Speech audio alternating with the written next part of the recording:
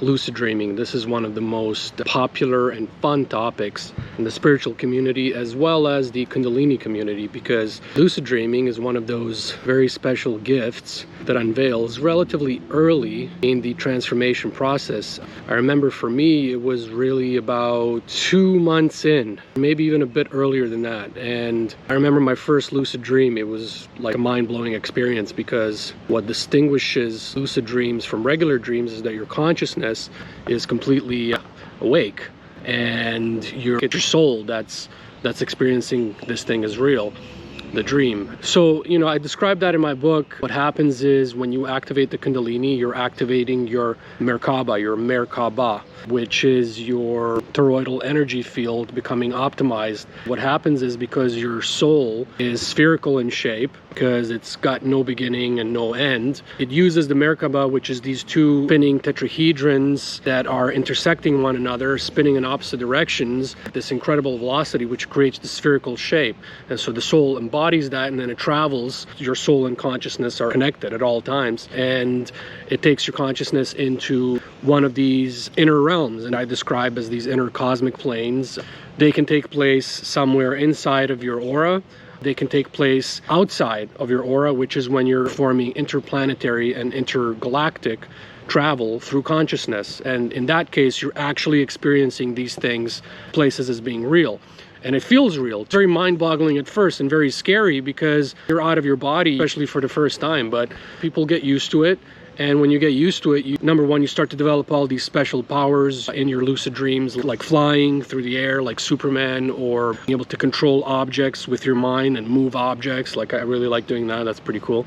Or walking through walls, or walking on water. I hope that this is ringing some bells for you, especially the Christians, because these are actually the cities that Jesus Christ had, as well as raising the dead and some other stuff. But can't say I've ever had the experience of raising the dead in my dream, but I would say about 75–80% of the siddhis, or psychic powers, or powers that Jesus Christ displayed in so-called real life, according to the Bible, I've displayed and exhibited and experienced in my astral dreams, and so have a lot of you, right? Let's say like flying through the air like Superman being one of them. That's the most common one. So that makes you kind of think like, well, wait a second, all this stuff that's being interpreted literally from these scriptures, is it actually literal, or are these veils for these inner experiences that the soul experiences as real? Because at the end of the day, it's your soul experiencing this reality.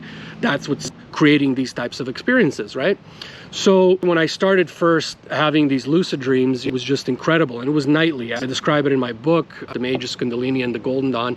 What happens is your soul is vaulting, and your consciousness are vaulting through your body, through Sahasrara chakra, into these higher cosmic planes and beyond. And so these highest cosmic planes experienced the fifth dimension state of being, which is the divine planes of consciousness, is experienced beyond Sahasrara. It's actually in the stellar gateway. So there you now have access to all these different places that exist in the universe. But the thing is, there's no way you're going to be able to verify your experiences as being real, so they're only real to you. So you go and you're telling your friends and all the rest of it, and they won't be able to relate because they've never been there. And for some reason or another, your soul may decide to go to this galaxy, on the Andromeda galaxy, to experience life on this planet here, and we can't even, through science and through physics and astronomy, we can't even begin to like, okay, this exact planet, this exact place, right? So these experiences really are real. They feel real to the soul, but they feel real only to you. So they're very personal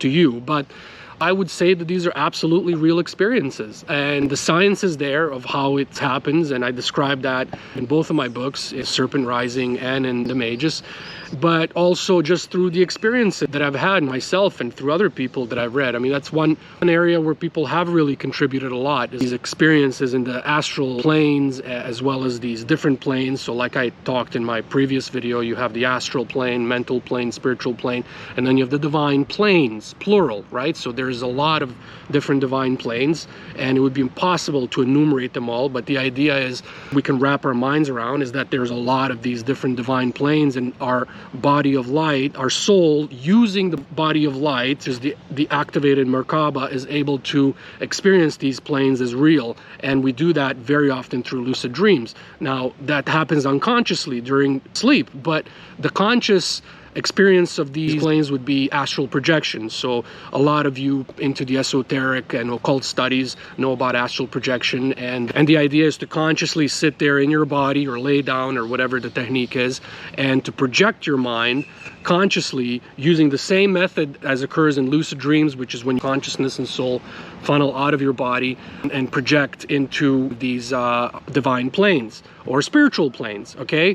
And so the difference between, let's say, the divine and spiritual plane is that the divine planes are just a lot more divine. They're a lot more beautiful. They're just, when you're looking at these landscapes, there's something out of like a science fiction movie, like the highest and best CGI available on the planet. I mean, it's mind-boggling, the stuff that you can experience. I mean, never mind Star Wars and things you've seen in Star Wars. That stuff's outdated compared to what you can experience in these higher cosmic planes, including the divine plane and the spiritual plane.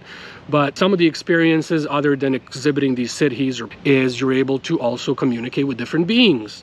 And I talk about that in my book. I've had most incredible, not only downloads of incredible information about the laws of the universe and the universe itself, but I've also had just incredible talks with these beings. And these can only be described as extraterrestrial beings because they're not of our planet. And that's what it means. Extraterrestrial means it's beyond this planet, our terrestrial being the Earth. So these extraterrestrial beings, sometimes it can be like you want to have a laugh with someone, some being, or usually it's like some kind of receiving of knowledge or your own evolution or just general evolution of mankind, because these extraterrestrial beings are concerned with human evolution. They want us to evolve, but they don't really want to meddle in our affairs beyond having these contacts in these different cosmic planes. And then downloading this information, because a lot of these communications, most of them happen through the Ajna chakra, the psychic sense, where they're just downloading information directly into your consciousness. They're not using language to talk because they speak different languages. I've had situations where I found myself downloading information from these beings, and my ego would wake up at that moment, a completely separate intelligence to my body than my higher self or my soul, right?